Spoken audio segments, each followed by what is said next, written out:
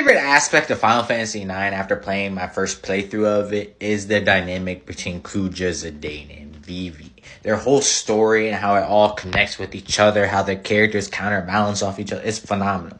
Final Fantasy IX spoilers if you haven't played the game yet, even though it's like damn near 30 years old. Vivi, because he's my personal favorite of Final Fantasy IX, particularly because of his story elements, because he represents the lack of identity, him not knowing what he is or what he is supposed to do until, later on in the story. Vivi does actually learn about his origins and the black mages in general in Final Fantasy IX, and seeing how they're just used for tools as war, despite them having souls or life, one could say, which is also a major aspect of his character, understanding the process of life and death, which ties into Kuja heavily because he is the representation or the antithesis of that ideal. And it's all culminates when he realizes, like, hey, I do not rock with Kuja, making us for his own personal gain, trying to strip us of what we are, our specific identities, to pursue his own goals. And that's where he teams up with Zidane. It's just not even teams up. When they're all in the war council with Cid, he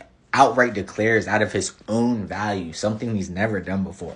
I want to take down Kuja. I don't like what he's doing to my people.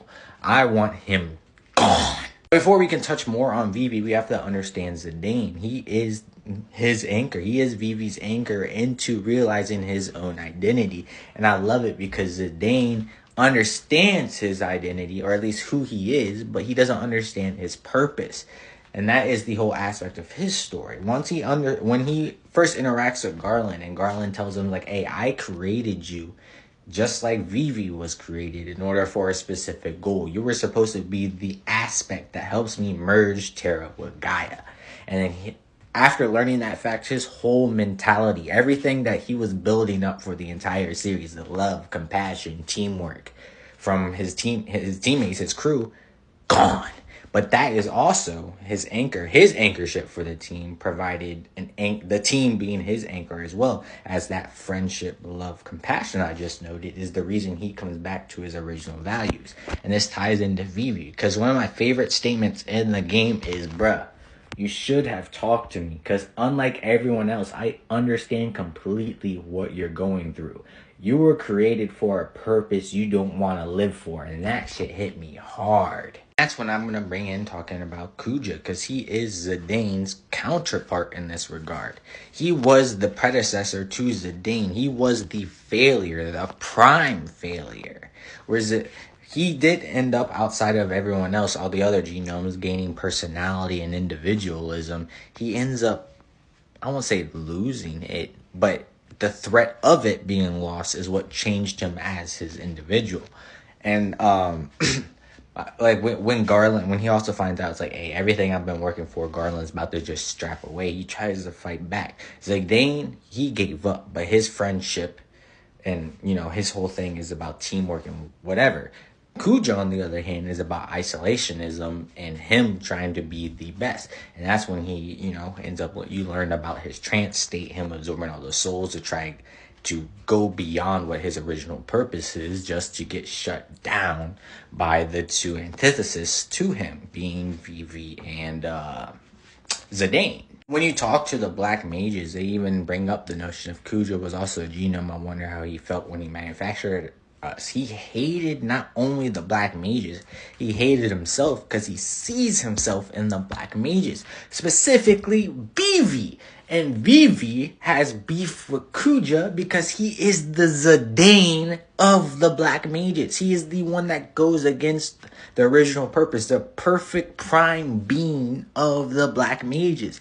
And the fact that Vivi and Zidane end up coalescing with each other in order to take down Kuja because they represent the same thing is perfect writing. I'm not gonna lie to you, at first Final Fantasy IX I didn't think I was gonna like too much, but this trio dynamic ended up making this one of my favorite games of all time. Because storytelling, especially when it comes to this specific category of self-identity or finding identity, challenging your identity, going against your purpose, etc., is something I love. And the fact that all of these are from the same type of story, Like they all come from the same base idea, but went through 3 different paths, and we see how each of these paths develop in their own unique character. Like they ate up on Final Fantasy IX, bruh. Speaking of that, like you can see it not only through Vivi and Zidane as they coalesce together, you could argue through fate. The villagers end up in the Black Mage Village. It's the same thing. The genomes and the Black Mages end up coalescing together because they represent the same ideology, opposing Kuja. I was like, oh, bro, I love this story. I love this story. And then I could make this like a 30-hour-long video for real if I really, really wanted into it. Because then you have to take each one of their specific like character values or ideals or whatever they're trying to represent and tie it into their interactions with each and every character. Garland, Garnet, or Dagger, however you want to refer to her. Anyone else on the team, Aiko, etc., etc. Vivi and Aiko, the fact that Vivi is a little kid because he's... I didn't even talk about that. I'm going to talk about that too. The fact that Vivi is portrayed as a younger individual, especially in his interactions with Aiko, you could see that is what they're trying to drive for. His naivety is a prime aspect of who he is as a character.